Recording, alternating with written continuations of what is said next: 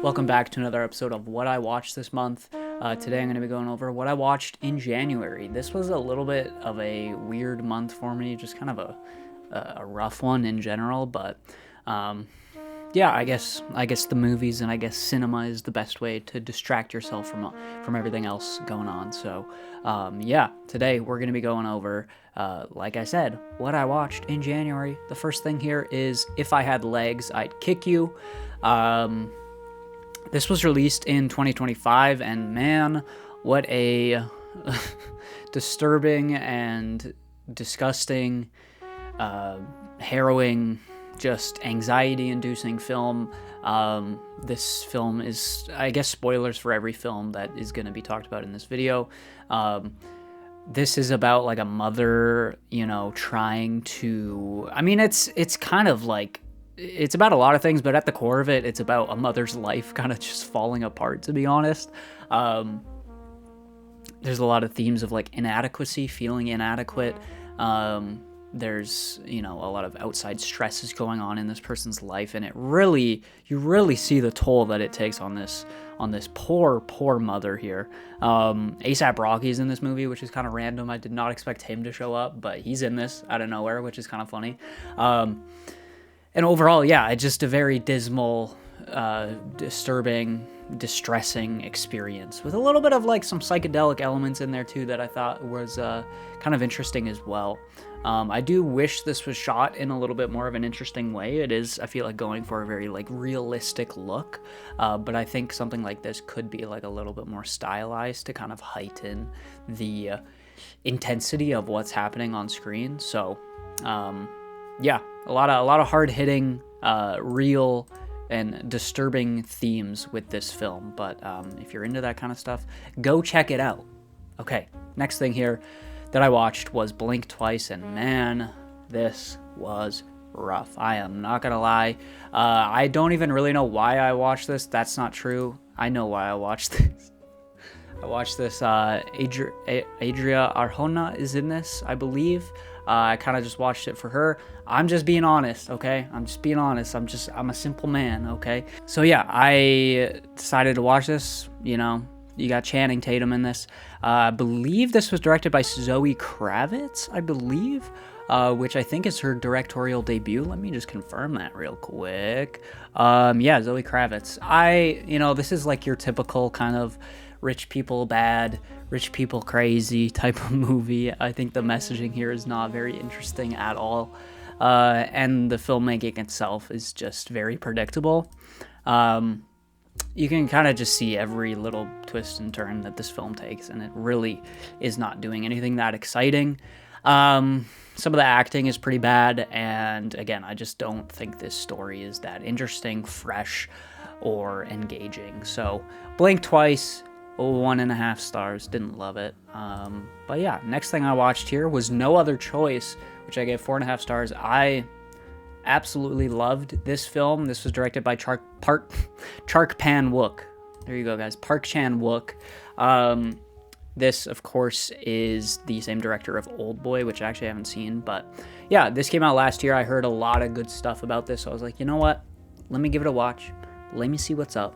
And I really love this thing. There's some really creative and bold filmmaking choices going on here, and I guess that's kind of this director's style. I'm not too familiar with him other than this film, but I guess that's his thing. There's a lot. This movie's hilarious. The humor in here is great.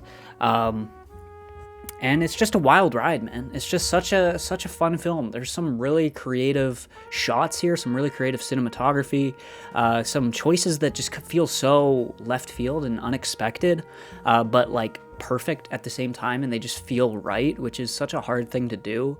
So yeah, I love this thing. If you really like some bold and creative filmmaking, check this thing out. I know I'm not going into the story of it too much or what it's about at all, but I don't even feel like I need to. This film is great. The ending is fantastic, and yeah, go check it out if you haven't already.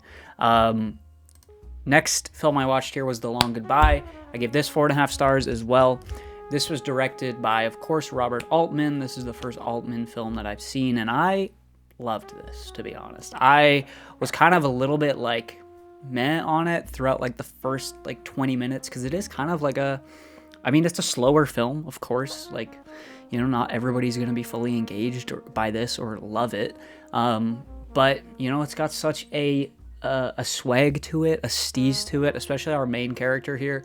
Man, he makes smoking cigs look so cool. He's just so unbelievably cool.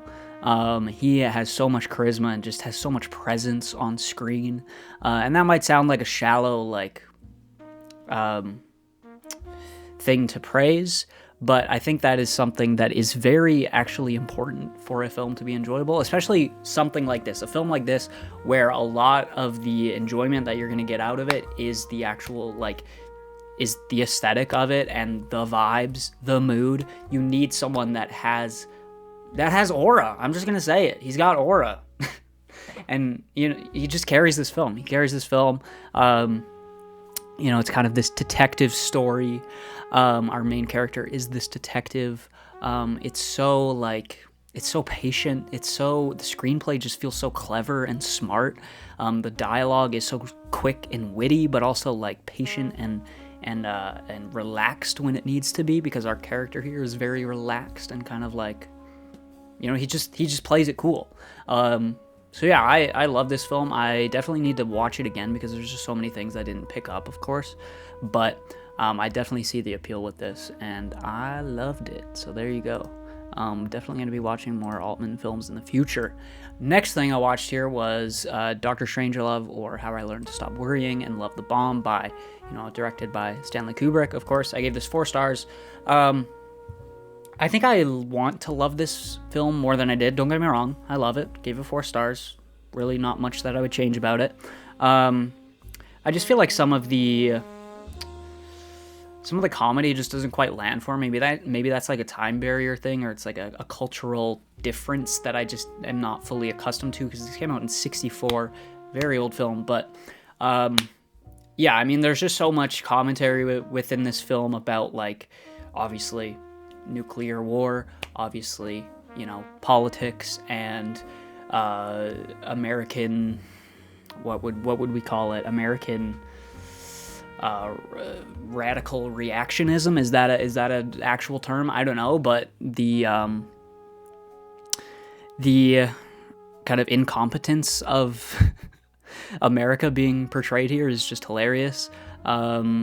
Yeah, I don't really have much else to say about it, to be honest. It's just kind of like a goofy, silly, satirical film. There's really not much more to it, in my opinion. I mean, it's still Kubrick, so it's still great, but probably not one of my favorites of his. So there you go. Dr. Strangelove. I don't really have too much else to say about it. Next thing I watched here was Manchester by the Sea. Gave it 3.5 stars.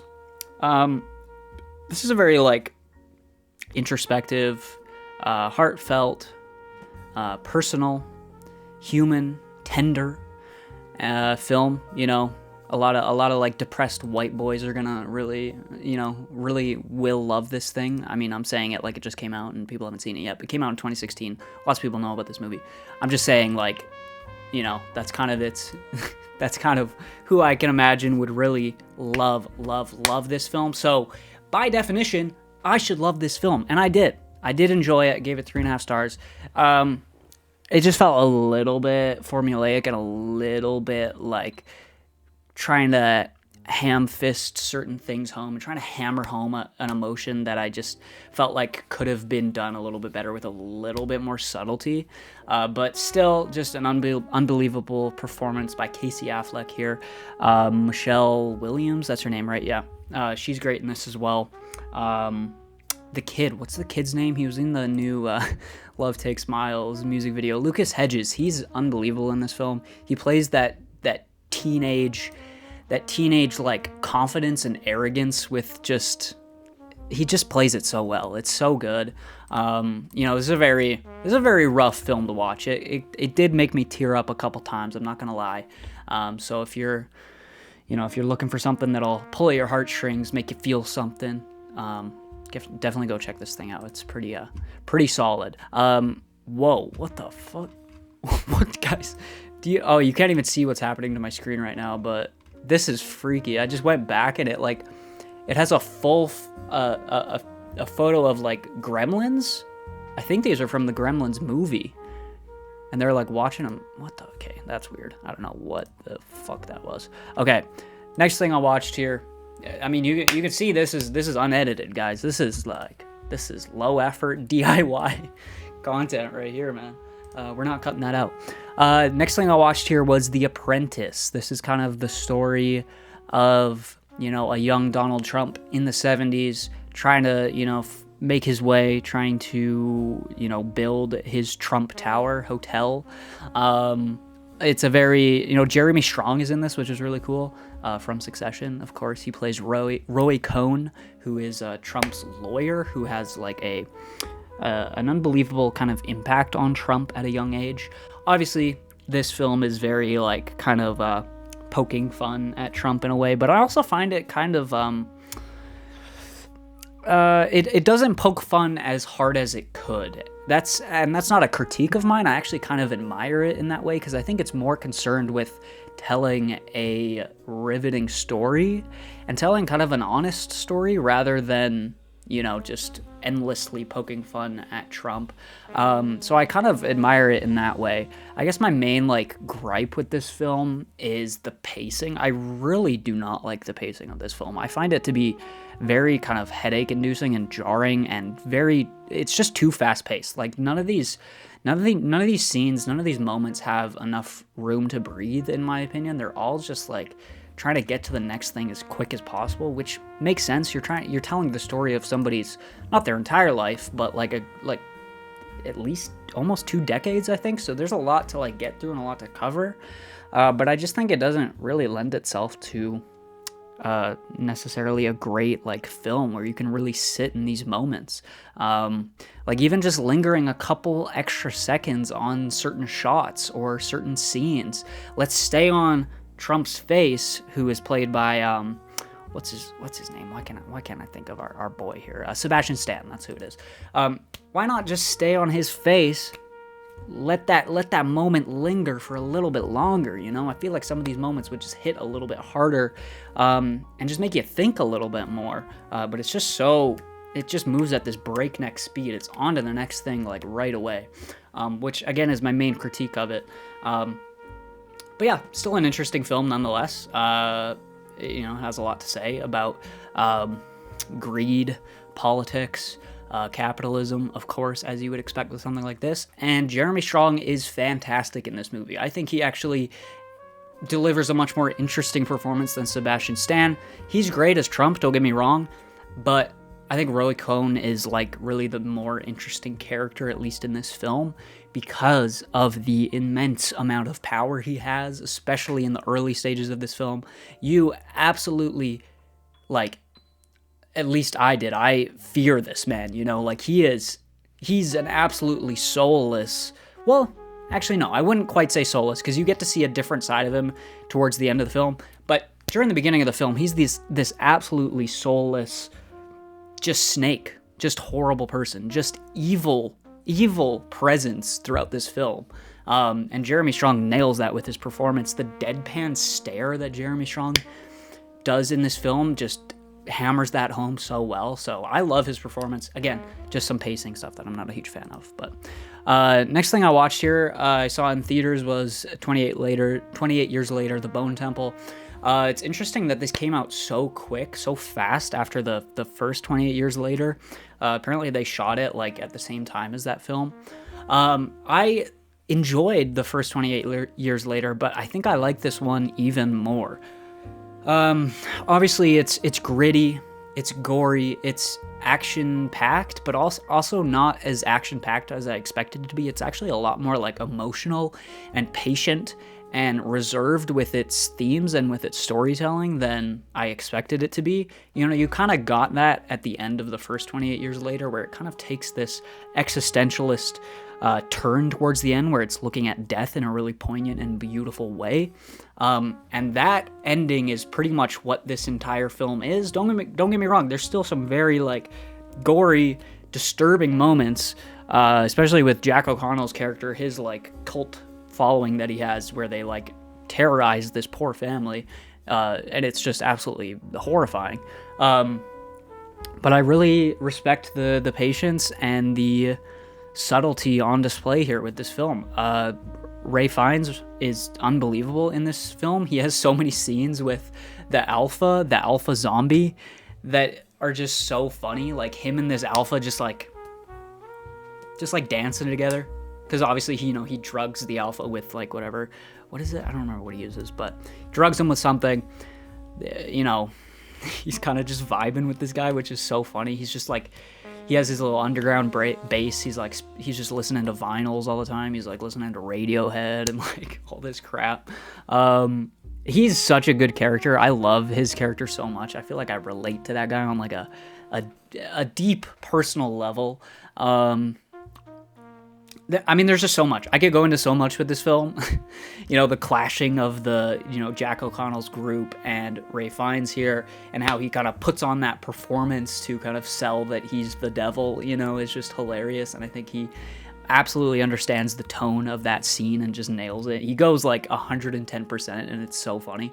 I was cracking up in the theater at that part, and like strangely people around me like weren't laughing. I was like, I'm pretty sure this is supposed to be like, to me at least, I found it hilarious. I just thought it was interesting that nobody else was really like, thinking of it like that. But yeah, great film. Apparently they're teasing towards like a third one. Apparently this is going to be a trilogy. Spoilers, by the way.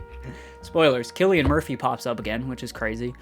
So I'm guessing maybe he's going to be in that third film, which I'm actually excited for. I had like my, how Marvel fans, like, how they, like, geek out over, like, stupid little, like, cameos and, like, end credit scenes and Easter eggs and stuff. I had that kind of moment, to be honest, with Cillian Murphy. And I'm not even, like, a huge fan of this franchise. I haven't been around since it started. I'm not, like, a diehard fan, but I don't know. Something about it was super exciting seeing him pop up once again, and people around me were like freaking out too, which was kind of just a cool experience. So what I'm saying is I understand you Marvel fans. I get it, okay? Next thing I watched here was Videodrome. This is a David Cronenberg film. Of course, I gave it 3 stars.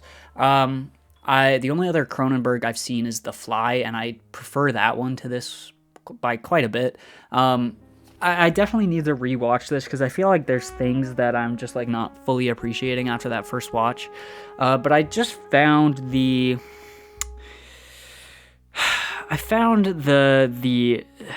messaging of this film to be kind of I don't want to say ridiculous. That's not the word I'm looking for, but like I just found it to be a little bit like preachy and a little bit like obvious. I think it could have been a little bit more subtle with its themes. Obviously the makeup here, while it's not as prominent as it is in The Fly, when it does pop up, it's pretty gruesome and pretty jarring and just unbelievable. There's really something to be said about like how practical effects are, when used right, just connect with us on a much more visceral level than something that's created in a computer, So I do admire that about this film, of course. I don't know. There's kind of an unsettling kind of vibe and tone to this film that I think is very distinct and very unique to Cronenberg, and I think The Fly also has that vibe. I don't know, the messaging of the film didn't fully land for me, so there you go. Maybe it's due for a rewatch at some point. Maybe I am completely wrong. I don't know, but that's how I felt about it. And the last thing I watched here last night, I watched Train Dreams, and I loved this, man. This film broke me, bro. I could not stop crying watching this. Like, I'll tear up at a film every now and then. But usually it's like one time throughout the film. This got me like every 20 minutes there was something that just like hit me, and I was just like losing it. I couldn't control it, bro. Like when spoilers, of course, when William H. Macy's character dies, that just came out of nowhere, and he just established himself as such a loving, gentle, and warm character within this movie. I felt like I knew him. He felt so real that when he goes, it's just like it's such a punch to the gut. Obviously, spoilers again. When our main character loses his wife and daughter here. Like, that is another punch to the gut that just comes out of nowhere. But it feels so real in that way. It's not telegraphed in any way. It just happens like it would in real life. Like, you don't really see it coming. The fallout of that is heartbreaking, with him, rebuilding the cabin in the same place where it burnt down, just waiting for these people seemingly till the end of his life. The ending with him in the airplane, finally being kind of free from his sheltered and kind of hermit life, as the film puts it, in the woods, is such a freeing moment, but also kind of a heartbreaking moment. Like, just the idea of like the world moving by without you, and just like, but also it's kind of beautiful in that way, because he was just in his own little world. He just made this his own little life for himself. And I don't know, it just really hit me. I'm getting like emotional thinking about it now, because it's just such an honest and like real film about, very existentialist things, about, the meaning of life, about what legacy you kind of want to leave, what, the impact that you want to have on people. Sometimes that legacy actually isn't anything like super crazy or profound. Like, this guy's legacy really is just a simple life of living in the woods and chopping down trees, and that's okay. And that's okay. You don't need to leave some, at least what I gather from this is, you don't need to leave some lasting impact on the world to feel fulfilled. And I feel like our character here, ultimately, the read that I get from it is that he does feel fulfilled, even with all the heartbreak that he experienced in his life. I don't know, there is a sense of fulfillment, I feel like. It's a lot. It's a lot. It hit me in the feels, man. It hit me really hard. So if you're looking for something like that, if you want to feel something, check this out. Also, it looks beautiful. I mean, the cinematography throughout the entire thing is just incredible. So yeah, check this out if you are interested. And there you go. That's every single film I watched in the month of January. Hopefully you guys enjoyed. If you did, leave a like, subscribe, and I'll see you guys in the next one. Peace out.